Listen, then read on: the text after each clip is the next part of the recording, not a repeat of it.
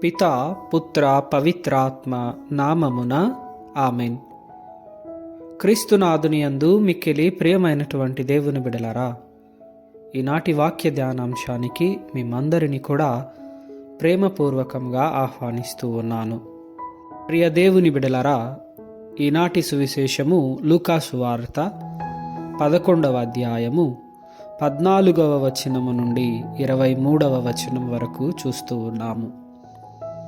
అక్కడ యేసు ప్రభువు ఒక వ్యక్తిని నుంచి దుష్టాత్మను తొలగించినప్పుడు అక్కడున్నటువంటి కొందరు వ్యక్తులు ఆ ప్రభువుని పరిశీలింప కోరి, ఇతడు బెల్జెబూల్ సహాయముతో ఈ పనులు చేస్తూ ఉన్నాడు, దయ్యములను వెళ్ళగొడుతూ ఉన్నాడు అని ఆరోపించడము, ఆ ఆరోపణలకు ప్రభువు తగిన విధముగా సమాధానాలు చెప్పడము మనము ఈనాటి సువిశేషంలో చూస్తూ ఉన్నాము. ప్రియమైనటువంటి దేవుని బిడలారా, ఈరోజు ఈ వాక్యము విన్నటువంటి మనందరం కూడా ధ్యానం చేసుకున్నట్లయితే మనము కూడా అనేకమైనటువంటి విషయాల ద్వారా అనేకమైనటువంటి వాటి వలన జీవితంలో బాధింపబడుతూ ఉంటాం, పీడింపబడుతూ ఉంటాం, దుష్టాత్మలను పొందుకున్న వారిలాగా.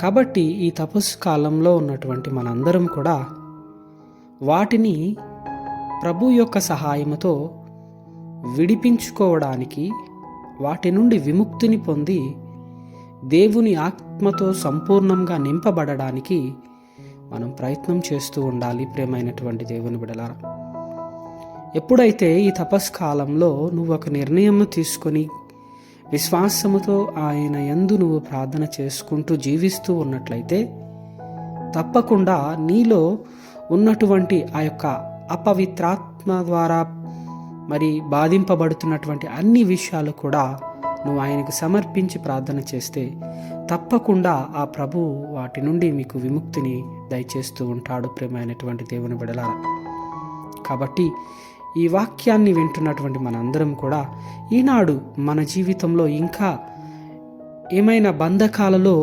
ఇరుక్కొని బాధింపబడుతూ ఉంటే ఈ తపస్కాలంలో దేవుని సన్నిధిలోనికి వద్దాం, ఆయన చేత విడిపింపబడదాం, ఆయన యొక్క ఆత్మచే నింపబడదాం, ఆయనకు సాక్షులుగా జీవిద్దాం. ఆమెన్.